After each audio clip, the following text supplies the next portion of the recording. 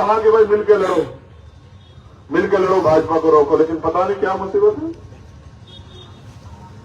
पता नहीं क्या मुसीबत। बताओ जो पिछली बार उनके साथ थे वो आज कौन से दल के साथ है? ठीक है, तो अकेला चंद्रशेखर यादव तब भी खड़ा था और आज भी खड़ा है। और आप अगर नहीं गवाही ले सकते, आप मुझे फोन में जाते हो तो खतौली पूछना किसने जिता के दी, आप पूछ के देखना, बताना खतौली किसने जिता के दी। समाजवादी और एलडीपीएसपी का गठबंधन था 2019 में, चौधरी अजीत सिंह लड़े थे, नहीं जीत पाए खतौली, आप क्या करवा लेना, 30,000 से हारे में, 2017 में हारे, 2022 में हारे। और मैंने वादा कि आगे अगर जिता के ना दिखाऊं तब बताना मेरे लोगों में मेरी बात का इतना असर है। ये गरीब का बेटा खड़ा रहा है, इसलिए डरे। तुम कौन हो रोकने वाले? अगर तुम रोकने वाले होते तो मुझे पैदा भी नहीं होने थे। तुम्हारा दिमाग खराब है। चंद्रशेखर आजाद अपने दम पे है, अपने लोगों के दम पे है, इनकी मोहब्बत से है। और जहां भी चंद्रशेखर जी कोई वोट दे दोगे, आप ये नहीं सोचोगे इसका जैन नहीं बदल सकता कभी भी। ठीक है, आप सब भूल जाओगे, आप बस ये याद रखोगे कि भाई ये तो सेकुलर पार्टी से आ गया, लेकिन सेकुलर पार्टी से आगे इंतजाम तो आपका ही करेगा भाई। इसका जहन थोड़ा बदल जाएगा। जिस जहन में 20 साल से रह गया क्या 2 महीने में बदल जाएगा क्या? वो आपकी ताकत रहेगा और जुर्म भी आपके ऊपर करेगा। इसी तरह की सियासत देश में हो रही है। मैं तो आप देखो कहां से सींच के लाए दलित समाज के लोग मुझे, मैं गर्व महसूस करता हूं कि उन्होंने सीना ठोक के मेरा साथ दिया। मैंने 16 महीने जेल काटे, उन्होंने मेरा हाथ नहीं छोड़ा।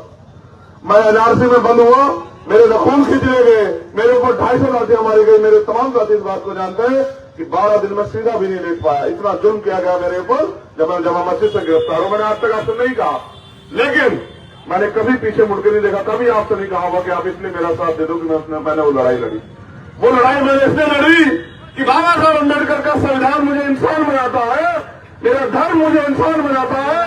और अगर मैं इंसान हूं तो इंसानियत पर जुल्म और चुप रह जाऊं तो फिर मैं इंसान नहीं हो सकता हूं। मेरा जमीन इस बात की दवाई नहीं दे, इसलिए मैंने लड़ाई लड़ी। और मैं आपको वादा करके कहता हूं, नेता आपके पास आते हैं कि मुझे ताकत दो, मैं आपकी मदद करूंगा, आपकी लड़ाई लड़ूंगा। मैं आपसे ये कह रहा हूं कि मैं अपने खून का एक कतरा लुटा दूंगा, लेकिन आपके साथ नाइंसाफी नहीं होने दूंगा। ये वादा मैं आपसे भी कर रहा हूं। जो हिस्सेदारी आपकी बैठती है उस हिस्सेदारी के साथ और जो ताकत आप मुझे देंगे, याद रखना मैं पेंशन तनख्वाह के लिए काम नहीं करता। अगर पेंशन तनख्वाह के लिए काम करना बहुत करता तो बहुत ऑफर थे। जो ताकत आप मुझे देंगे, हर एक दिन उस ताकत को आप अपने आप में महसूस करेंगे। जहां भी किसी कमजोर पे जुल्म होगा, आप देखना चंद्रशेखर आजाद सीना तान के उसकी आवाज बनने के लिए उसके साथ खड़ा रहेगा और इन सरकारों की नाक रगड़वा के उसको न्याय दिलाने का काम करेगा। जैसे जैसे चंद्रशेखर ताकतवर होगा, इस जुल्म में दलितों पे, पिछड़ों पे, मुसलमानों पे, आदिवासियों पे, जैन पे, सिख पे, किसान पे, बौद्ध पे, ईसाई पे, नौजवान पे जुल्म होना बंद हो जाएगा। क्योंकि हम सब लोग अपने मुल्क में खैरियत चाहते हैं, अमन चाहते हैं, चैन चाहते हैं। जब भारतीय जनता पार्टी ताकतवर होती रहेगी और ऐसा नेता जो आपकी वोट ले जाकर अगली बार आपको ये भी तो 2 महीने में कौन सी पार्टी में होगा, अगर आप ऐसे नेताओं को ताकत दोगे तो फिर आपका सियासी रसूख क्या बचेगा मेरे भाई। मैं तो बहुत मेहनत कर रहा हूं, इसलिए मेहनत कर रहा हूं क्योंकि मैं किसी मुख्यमंत्री का बेटा नहीं हूं, किसी मुख्यमंत्री का भतीजा नहीं हूं। मैं तो एक प्राइमरी स्कूल के मास्टर का बेटा हूं। हालात को समझता हूं और ये भी समझता हूं अगर ये नौकरी आरक्षण नहीं होता तो कोई हमारे लोगों में, हमने तो हजारों साल गुलामी झेली इस देश में।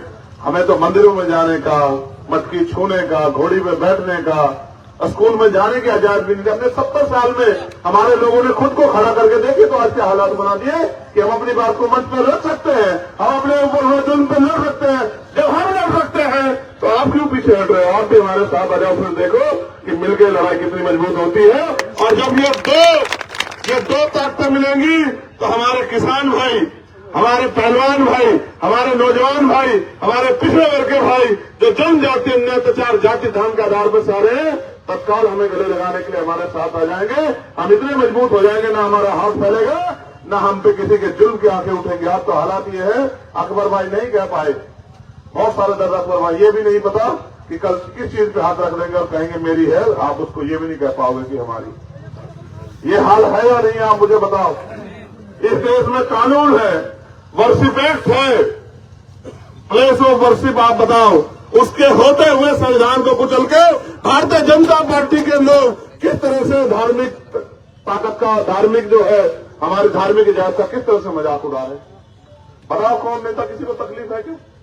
और अगर आप भी तकलीफ नहीं करोगे, आप भी ये सोचोगे कि रोटी खा ली, आज का खाना होगा, कल का देख लेंगे, इससे बताओ कैसे बदलाव हो जाएगा। बदलाव करने के लिए ताकत की जरूरत होती है और लोकतंत्र में ताकत वोट से बनती है। आपकी वोट ताकतवर है, नेता कमजोर है, जिसको वोट देवोगे वो ताकतवर हो जाएगा।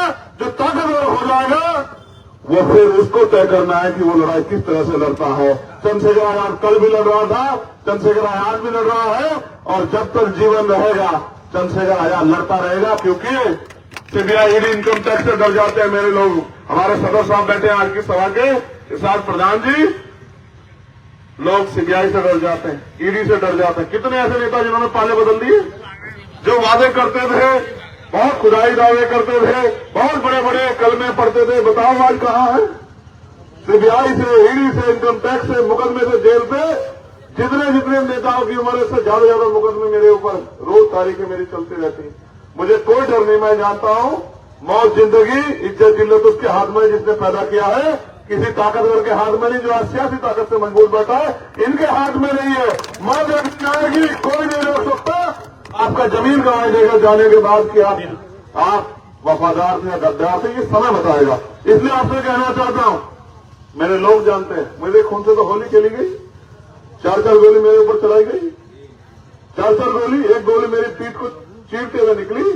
और जब मेरी मां ने मुझसे फोन करके कहा तो मैंने कहा आना मत, क्योंकि तेरे आंसू नहीं देख सकता, तो मुझे खून में लथपथ देखेगी, तेरे आंसू नहीं देख पाऊंगा, बाकी सारी लड़ाई लड़ लूंगा। तू तो ये समझ, तूने वक्त कर दिया मुझे इन कमजोरों, गरीबों, मुसलमानों, दलितों, पिछड़ों के लिए। तो ये सोच ले कि तेरा 2 ही बेटे, तेरे 3 बेटे नहीं है, तो 2 बेटे मान के अपनी जिंदगी को जी, क्योंकि मुझे तो इनके आंसू पूछने जिनके साथ जुल्म हो रहा है।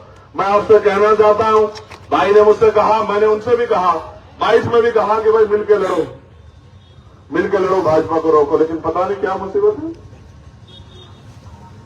पता नहीं क्या मुझे बताओ। जो पिछली बार उनके साथ थे वो आज कौन से दल के साथ है?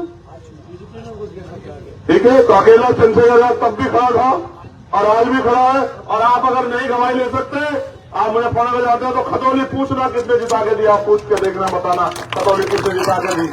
समाजवादी और एलडीपीएसपी का गठबंधन था 2019 में, चौधरी अजीत सिंह लड़े थे, नहीं जीत पाए खतौली। आप क्या करवा लेना, 30,000 से हारे में, 2017 में हारे, 2022 में हारे।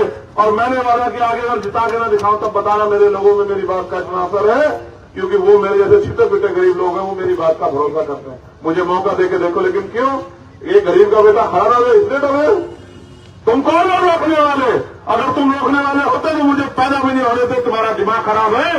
चंद्रशेखर आजाद अपने दम पे है, अपने लोगों के दम पे है, इनकी मोहब्बत से है। और जहां भी चंद्रशेखर जी, आजाद पार्टी, बड़े भाई चंद्रशेखर साहब। मैं जो कुछ भी हूं अपने लोगों की मोहब्बत में हूं।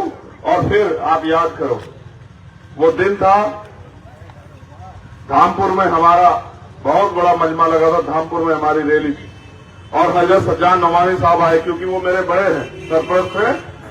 उन्होंने मुझसे, मैंने ये उसी दिन ये मसला खड़ा हुआ। देखो, जुल्म के खिलाफ लड़ने की बात बताता हूं कि सरकार ने आदेश जारी किया कि कोई फिलिस्तीन का समर्थन नहीं करेगा मुल्क से, वरना हमसे बुरा नहीं होगा, आप पता करवा लें। मैंने 1 मिनट नहीं सोचा और मैंने कहा कि देखो मेरा दिल गवाही नहीं देगा अगर आज मैं जुल्म के खिलाफ नहीं बोला। मैंने कहा यहाँ की सरकार से कि अगर कोई कमजोर पे जुल्म करेगा तो हम उसके साथ खड़े हैं, हम मजलूमों के साथ खड़े हैं, हम फिलिस्तीन के साथ खड़े हैं सीना ठोक के। तो देश के प्रधानमंत्री को भी तीसरे दिन कहना पड़ा कि नहीं, फिलिस्तीन के साथ हैं हम लोग भी, हम भी मदद भेजेंगे, वरना मुख्यमंत्री कहते कि मिटा देंगे। मिटा दो, तुम में दम है तो और मुकाबला करो अगर तुम में दम है।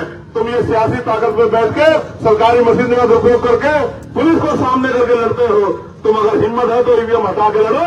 तुम्हें अगर ना निराली याद ना निराली तब आप मुझे बताना कि आप क्या कहते हैं। आप सरकारी मशीनरी की ताकत से लड़ रहे, ईवीएम के खिलाफ भी लड़ रहे। 3 महीने से हम कोर्ट में मुकदमा चल रहा, आप देखना, चुनाव होगा, फेक होगा और आपसे नहीं रोका जाएगा भारतीय जनता पार्टी के लोगों। और अगर मेरे लोगों ने मन बना लिया तो चंद्रशेखर आजाद बिना किसी की मदद के यहां से हमारे लोगों की मोहब्बत से जीत के जाएगा।